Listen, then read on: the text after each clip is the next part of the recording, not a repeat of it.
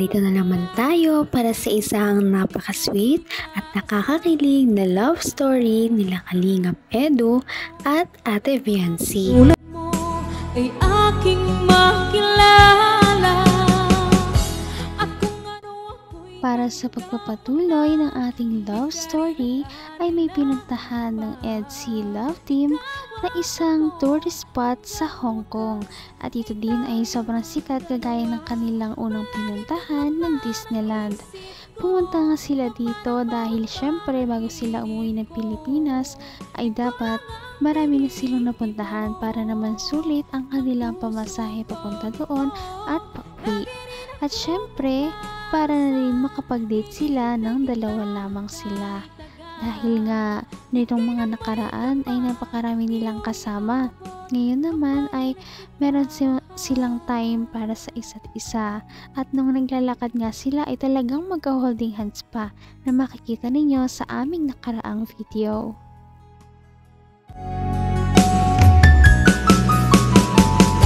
Ang nice ko lang.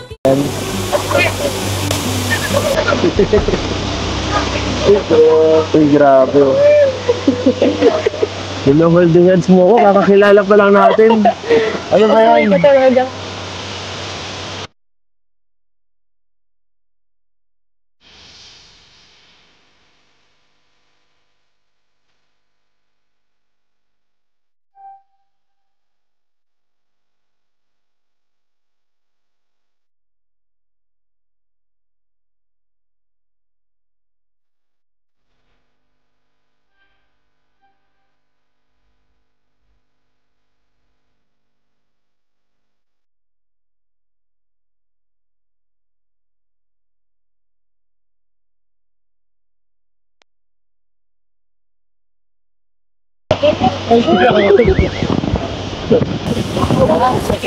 Ganun yun eh.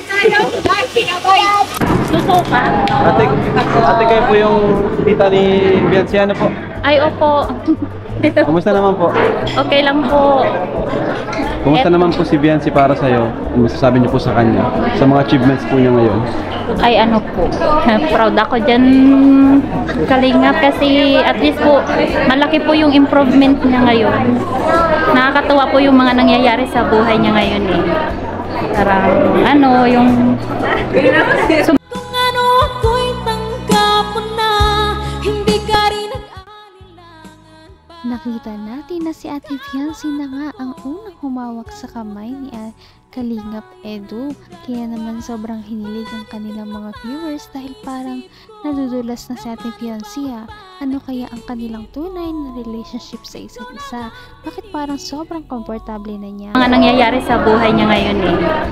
Parang, ano, yung... Sobrang nakaka-amaze kasi gaya nito, nakarating siya dito nang dahil po sa inyo. Nakaka-amaze po. Paano niyo po siya naging pamangkin? Bali yung ano po, yung papa niya, si Kuya Beran po, pinsang buo po. Okay. Bali si Viancy po is pamangkin po sa pinsan. Okay. First cousin ko po yung papa niya. Kasi yung lola niya, tapos mama ko, magkapatid. Magkapatid po. Ano mo naman po masasabi niyo dun sa tambalang EDC? Ay, okay lang po. Support naman po ako. Support ka? Kinikilig din. Kinikilig.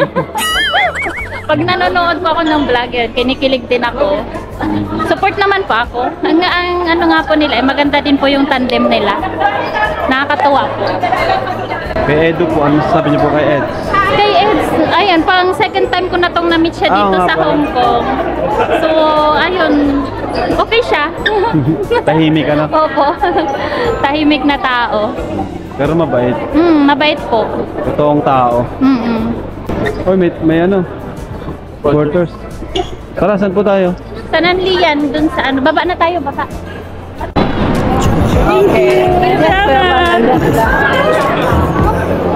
Tuwa siya. Tanya Lopez na. Naman ang bawat panaginip ko, ikaw lang ang... sobrang bait nga din talaga kasi ni Ate Viancy, kaya marami talaga ang kumahanga sa kanya, lalong-lalo na ang mga sumusuporta.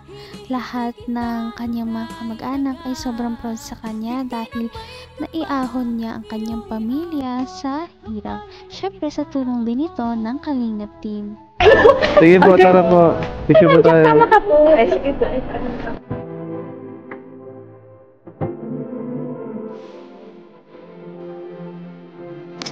Wow!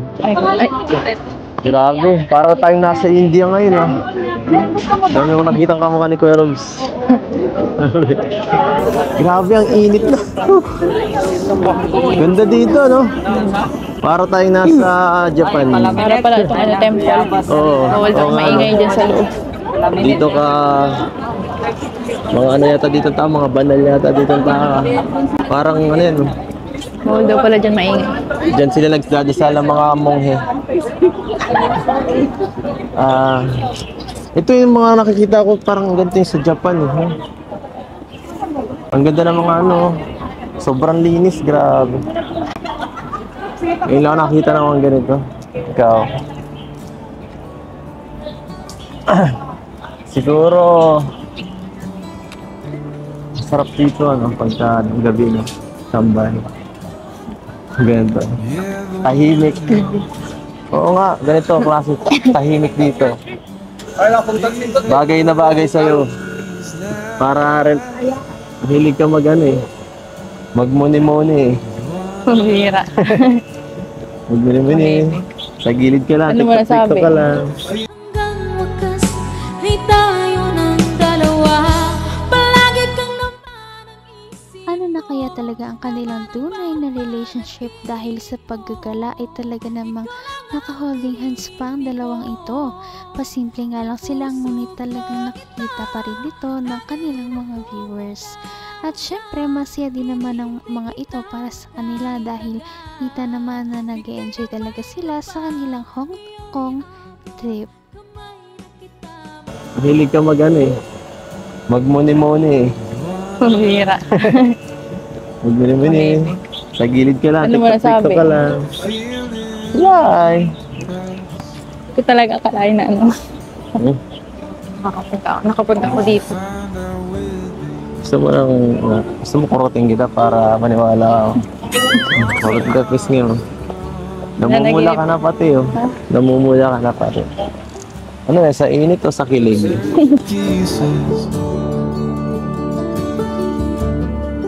For hope or a mambo. So, ayan mga kalingap. Grabe guys, ang adventure namin, di pa rin tapos. Kanina kumain po kami kina Kuya MG, Marinduqueño yung gala.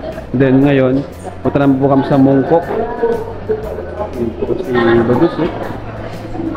Grabe.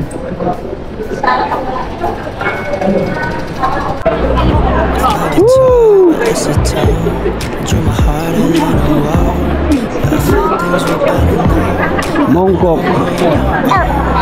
Ganda sa Mongkok guys.